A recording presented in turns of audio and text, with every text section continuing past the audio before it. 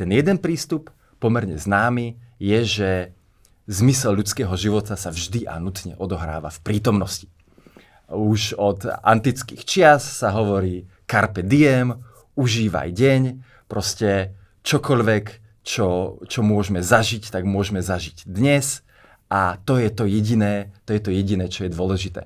Mimochodom, nezačalo to len ako v antických časoch v Ríme, už vlastne v prvej literatúre, ktorá sa nám dochovala v epose o Gilgamešovi, hovorí Šiduri smutnému Gilgamešovi niečo podobné, niečo v zmysle žijeme len raz, práve tu a práve teraz, nebuď smutný, poď sa nejakým spôsobom zabávať, víno, spev a tak ďalej a tak podobne. Takže pokiaľ sa bavíme o tom, čo je v živote zmysluplné, tak tá prvá pomerne jednoduchá odpoveď je, že ako prítomnosť je predsa to na čom záleží.